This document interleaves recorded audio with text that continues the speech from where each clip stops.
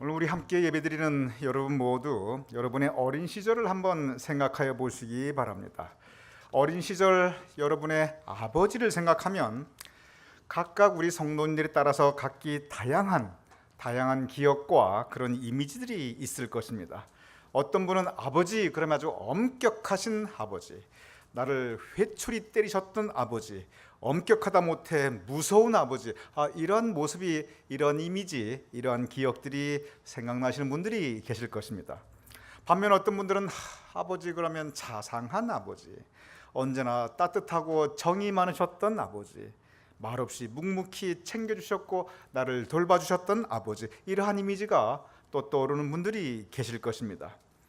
요즘 대세는 친구 같은 아버지입니다. 버디 데디입니다. 그래서 내 아버지는 my best friend, 보통 이렇게 이 친구 같은 아버지가 요즘의 이 대세입니다.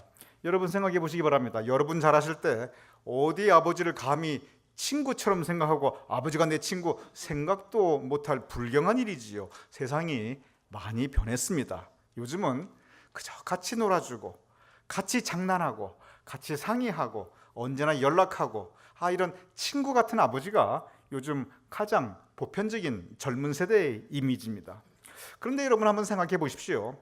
아버지에 대해서 이렇게 다양한 이미지들이 있습니다. 그런데 자식을 향한 아버지 마음이야 다 똑같지.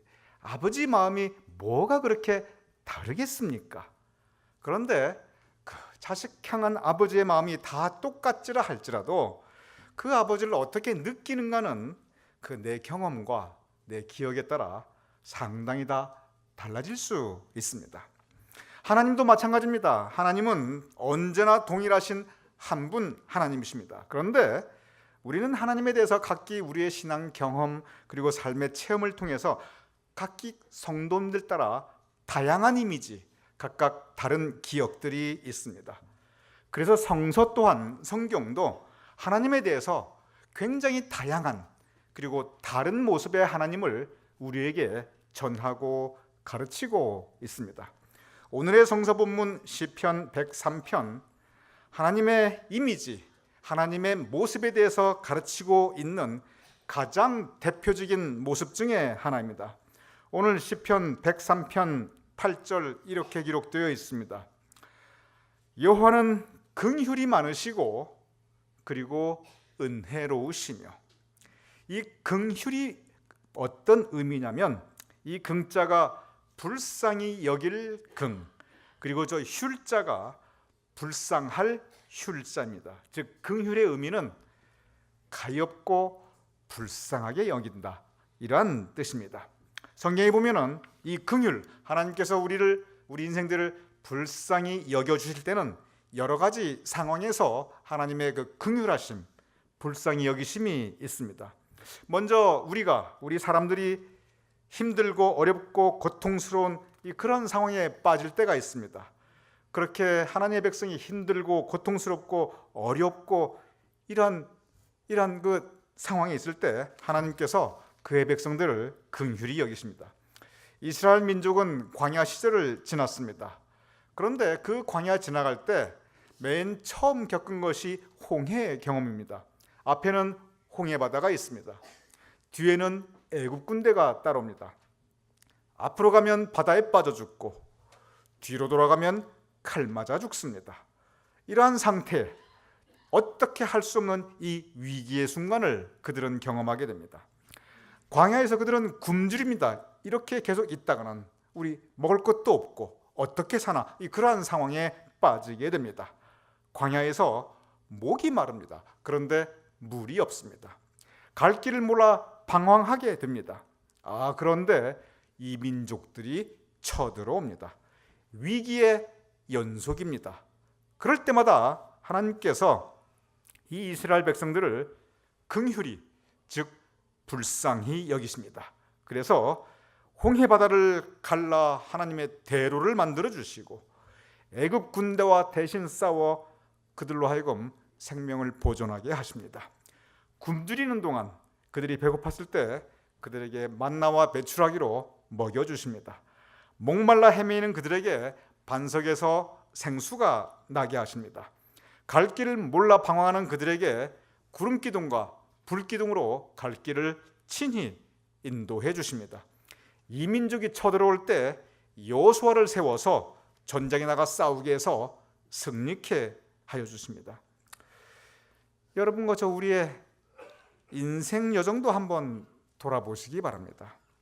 어차피 모든 인생은 광야길입니다.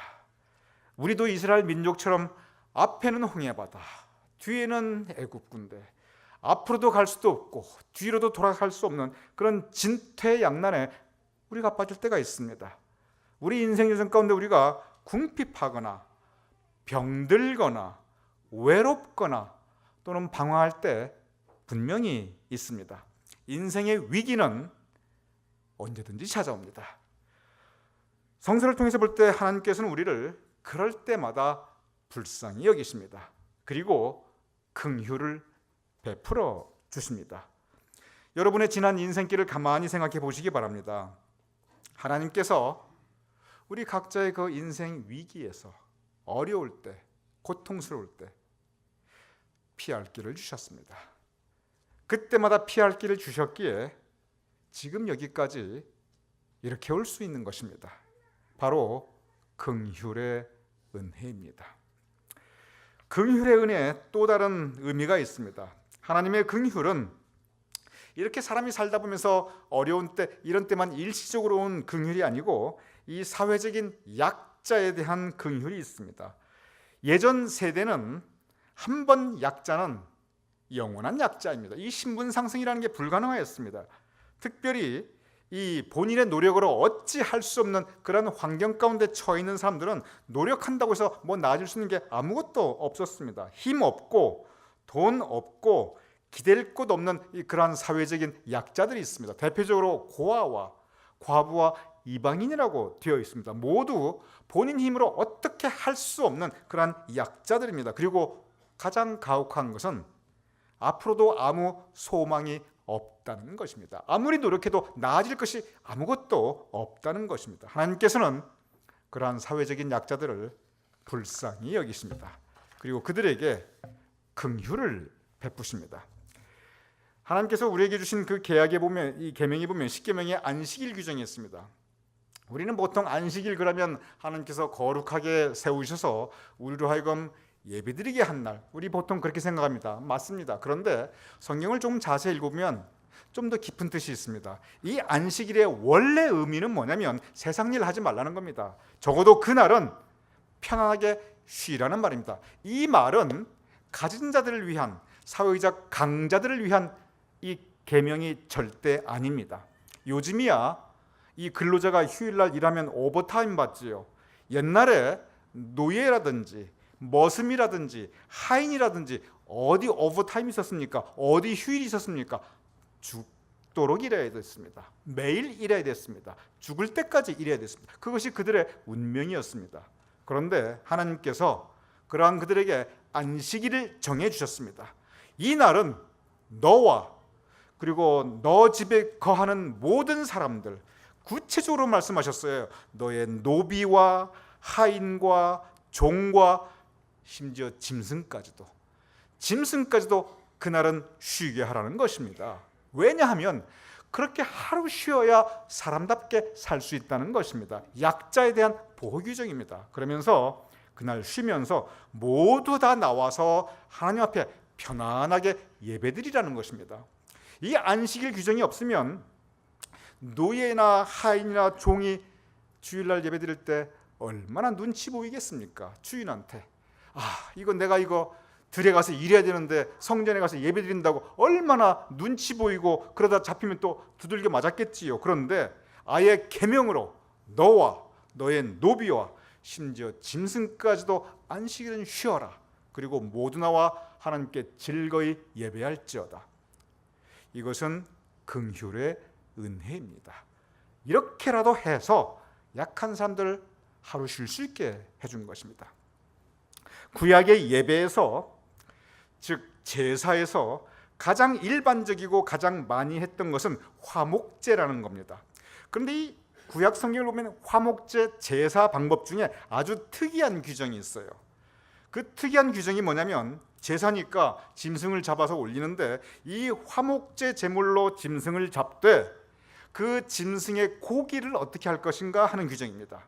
그거 먹으라는 겁니다. 하나님이 주신 음식인데 당연히 먹어야겠지요. 번제는 다 태워보내지만 화목제는 다 먹게 되어 있습니다. 그런데 그 특이한 규정이 뭐냐면 화목제로 드린 제물 그 짐승의 고기를 먹되 그날 하루 안에 다 먹으라는 겁니다. 그러면서 무슨 규정이냐면 그 다음 날까지 조금이라도 남기지 말라. 만약에 남기면 내가 벌을 내리겠다. 그런 규정이 있습니다. 한번 여러분 생각해 보시기 바랍니다. 여러분이 소 한 마리 끌고 왔습니다. 그래서 그 소를 화목제로 드렸습니다. 그런데 그 다음에 여러분이 해야 될 일이 뭐냐면 그 소 잡수셔야 돼요. 그런데 여러분이 아무리 대식가도 그 소 한 마리를 어떻게 그날 하루 잡수겠습니까? 조금이라도 남기면 벌받는다 그랬으니. 그래서 집안 가족 다 오셔서 잡수겠지요. 여러분 아들, 손자, 며느리를 다 불러오신들 그 소 한 마리 어떻게 그날 하루에 잡수겠습니까? 그러니 이게 무슨 뜻이냐면은 오직 한 가지 방법이 있는데 화목제 드리고 소나 양이나 염소 바친 다음에 그 고기를 하루 안에 다 먹으려면 동네에 가서 사람들 불러와야 됐어요. 와서 제발 저 소 좀 먹어달라, 저 양 좀 먹어달라, 저 당신 안 먹어주면 나 큰일 난다. 그러니 동네가 사람들 보고 제발 와서 먹어달라고 할 때 어떤 사람들이 오겠습니까? 이때는 가서 먹어주는 게 도와주는 일이에요. 당당히 가서 도와주는 마음으로, 인심 쓰는 마음으로 먹어줘야 합니다. 그러니 어떤 사람들이 갔겠습니까? 평소에 배고팠던 사람들, 평소에 고기 못 먹어봤던 사람들, 가난해서 굶주리고 있는 사람들, 이런 사람들 다 올 수 있었어요. 얻어먹는 게 아닙니다. 빌어먹는 거 아니에요. 도와주는 마음으로 당당하게 먹어주는 겁니다. 그게 화목제의 규정입니다. 이게 무슨 뜻이냐면 이것은 약자를 위한 하나님의 배려입니다. 그렇게 해서 가난하고 없는 사람도 배불리 먹을 수 있도록 그렇게 예배 방식을, 화목제는 그날 다 먹어라, 그 다음날까지 남겨두지 말라, 이래서 그 동네 사람들의 배고픈 일이 없도록 하는 것이, 이것이 하나님의 예배의 규정이었습니다. 이것은 바로 긍휼의 은혜입니다. 가장 소외되어 있는, 힘없고 배고픈 사람들을 돌보시고자 하는 하나님의 긍휼의 은혜가 이 화목제, 이 제물 규정으로 이렇게 담겨 있는 것입니다. 안식일도 그 또한 약자에 대한 하나님의 긍휼의 은혜인 것입니다. 긍휼의 은혜, 우리가 힘들었을 때, 광야길에 이런저런 일로 고통받을 때 하나님의 긍휼의 은혜입니다. 긍휼의 은혜, 약자에 대한 긍휼의 은혜입니다. 그런데 성경을 보면 그 모든 긍휼의 은혜 가운데 가장 커다란 의미가 있습니다. 성서에서 긍휼 그럴 때 이 부분이 가장 큽니다. 그리고 이 부분이 가장 소중합니다. 오늘 시편 103편 8절 바로 그 부분에 대한 말씀입니다. 여호와는 긍휼이 많으시고 은혜로우시고. 그런데 그 다음에 어떤 말씀이 이어지자면 103편 8절에 보면 여호와는 긍휼이 많으시고 은혜로우시고, 그리고 바로 나타나는 말씀이 노하기를 더디하시고 그리고 인자하심이 풍부하시도다. 그리고 9절 자주 경책하지 않으시고 노를 영원히 품지 아니하시고. 경책이란 말은 꾸짖는다는 말입니다. 그리고 하나님께서 진노하셨다는 말씀이신데 그 진노, 그 화를 오래 품지 않으신다는 것입니다. 그럼 여러분 한번 생각해 보시기 바랍니다. 긍휼이라는 것은 가엾게 여기고 불쌍히 여기는 겁니다. 긍휼이라는 것은 어려운 사람에게 베풀어주는 자비의 마음입니다.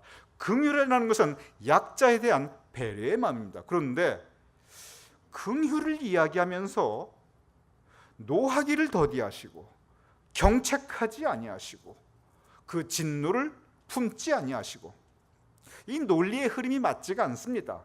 뭔가 생뚱맞습니다. 여기에 그 이유가 있습니다.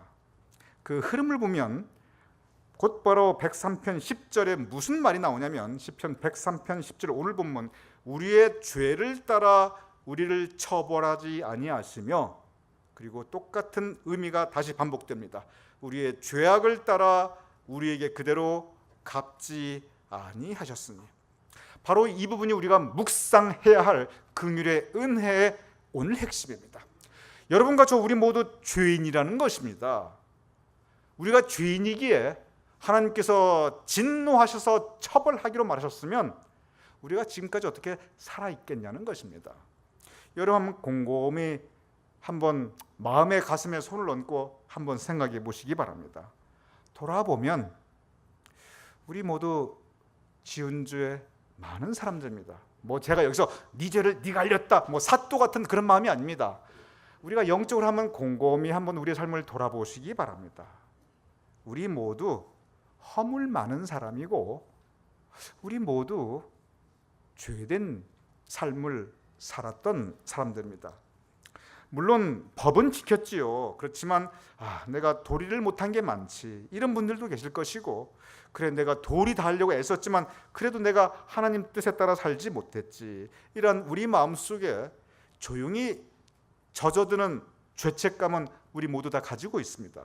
그런데 만약에 하나님께서 우리의 죄에 따라 진노하셨고 우리의 죄에 따라 경책 꾸짖으셨고 우리의 죄에 따라 심판하셨다면 우리가 어떻게 되었는가? 바로 그 질문입니다. 하나님께서 우리를 참으셨구나. 하나님께서 우리를 용서해 주셨구나. 하나님께서 우리가 다시 돌아올 때까지 기다려 주셨구나. 하나님께서 우리를 불쌍히 여기셨다는 의미입니다. 죄된 우리를 하나님께서 불쌍히 여겨 주시어서 그 아비가 자식을 긍휼히 여김같이 하나님께서 우리를 불쌍히 여겨 주셔서 우리가 비록 죄인이지만 그것을 포용해 주시고 감싸 안아 주시고 그리고 참아 주셨다는 것입니다. 여기에서 우리는 하나님의 이미지에 대해서 분명히 묵상해야 할 주제가 있습니다. 그것은 정의의 하나님, 공의의 하나님이라는 것입니다. 성경에 보면 정의의 하나님, 공의의 하나님 곳곳에서 나타나고 있습니다. 정의의 하나님은 죄에 대해서 침묵하지 아니하십니다. 공의의 하나님은 죄에 대해서 진노하시고 경책하시고 그리고 심판하십니다. 많은 경우 우리가 공의의 하나님, 정의의 하나님이라고 할 때 여기까지만 생각합니다.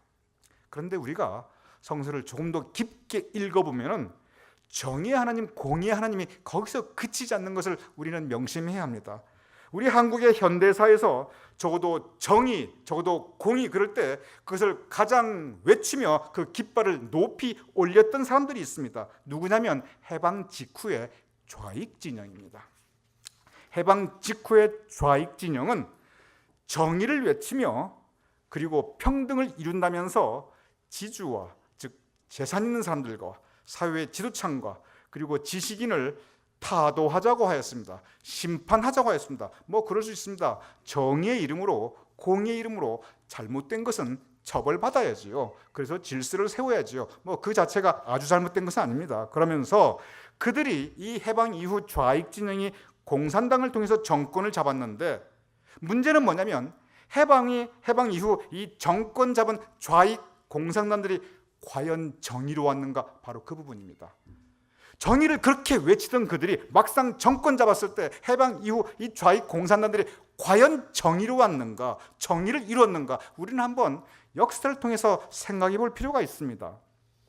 정의는커녕 한반도 5,000년 한민족 역사 가운데 가장 잔인하고 가장 무자비했던 사람들이 해방 이후 좌익 공산당들이었습니다.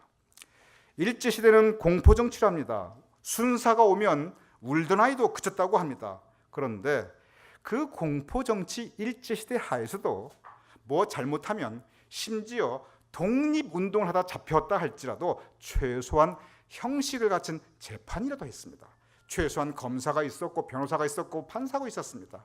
그리고 그 재판에 대한 최소한 판결문이라도 지금까지도 보관하고 있습니다. 그런데 그렇게 정의, 공의를 부르짖던 해방 이후 좌익 공산정권이 어떻게 했습니까? 대부분 다 인민재판했습니다.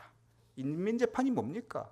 사람들을 선동하고 정의라는 이름으로 사람들 마음에 분노를 일으키고 그 분노로 정의라는 이름으로 가장 무자비하게 사람을 학살한 것이 가장 인권을 짓밟았던 것이 그것이 바로 좌익 공산당의 인민재판입니다.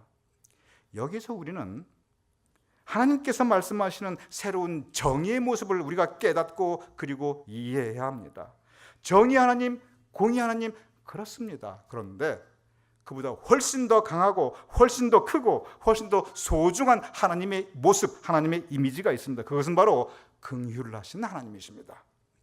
누가복음 15장은 탕자의 비유를 예수님께서 우리에게 직접 말씀하셨습니다.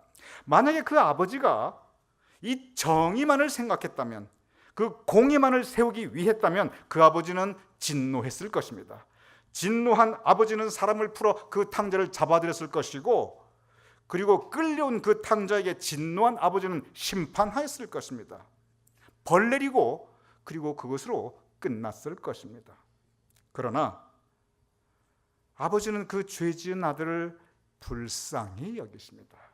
오늘의 본문, 우리의 죄가를 하나님께서 멀리 두시고 아비가 그 자식을 긍휼히 여긴 같이 이 아버지는 죄지은 자식을 불쌍히 여겼습니다. 그리고 참아주셨습니다. 그리고 기다려주셨습니다. 그리고 맞아주시고 그리고 회복하셨습니다. 그 아들로 하여금 새로운 삶을 살아갈 수 있도록 새로운 기회, 세컨드 찬스를 주었던 것입니다. 이것이 바로 긍휼하신 아버지입니다. 이것이 바로 하나님께서 세우시는 정의입니다. 시편 33편 5절은 이렇게 기록되어 있습니다. 시편 33편 5절, 그는 공의와 정의를 사랑하시며, 하나님에 대한 말씀입니다. 하나님께서 공의와 정의를 사랑하신다는 것입니다. 그런데 그 다음에 무슨 말씀이냐면, 그런데 세상에는 여호와의 인자심이 충만하도다. 제가 다시 읽어보겠습니다. 하나님은 공의와 정의를 사랑하시며 세상에는, 그런데 이 세상에는 하나님의 인자심, 그 사랑이 충만하도다. 성서는 정의만을 가르치는 것이 아닙니다. 정의를 이루는 방법으로 긍휼히 여김, 하나님의 인자하심, 그 사랑을 가르치고 있는 것입니다. 아버지가 탕자를 향해 불쌍히 여기며 참아주며 기다려주며 그리고 맞아주며 다시 세워주시며 새로운 삶을 허락하여 주신 것, 그것이 바로 하나님께서 세우시는 진정한 정의인 것입니다. 그렇습니다. 긍휼히 여기는 마음이 있어야 합니다. 오늘날 너도 나도 정의를 외칩니다. 많은 경우 분노하는 정의, 복수하는 정의, 심판하는 정의, 그리고 타도하는 정의, 그리고 멸망시키는 정의인 것을 참 안타깝게 바라보게 됩니다. 긍휼이 있어야 합니다. 애정이 있어야 합니다. 다시 세워주는 새로운 삶을 열어주는 그런 세컨드 찬스가 있어야 합니다. 사랑이 있어야 합니다. 그래야 하나님께서 원하시는 정의가 이루어지고 하나님께서 원하시는 하나님의 나라가 건설될 수 있는 것입니다. 지금은 긍휼의 은혜를 우리가 회복할 때입니다. 긍휼의 은혜가 무엇입니까? 우리가 긍휼히 여김을 받았습니다. 그러하니 우리도 서로 긍휼히 여기는 것이 마땅합니다. 알고 보면 여러분이나 저나 우리 모두 다 알고 보면 다 외롭고 불쌍한 사람들입니다. 그러니 서로 불쌍히 여기며 서로 긍휼히 여기며 서로 오래 참고 서로 기다리고 그리고 서로 포용하고 맞아주어야 합니다. 가정에서 긍휼의 은혜가 회복되고 교회에서 긍휼의 은혜가 회복되고 적어도 이 나라에서 세상에서 한국, 미국, 온 인류 방방곡곡에 긍휼의 은혜가 회복될 때 그때 우리는 하나님의 나라에 조금 더 가까이 갈 수 있을 것입니다. 이 긍휼의 은혜 이미 하나님께서 우리에게 풍성히 베풀어 주셨은즉 우리가 서로 긍휼의 은혜를 나누며 살 수 있는 우리 모두가 될 수 있기를 주님의 이름으로 축원합니다.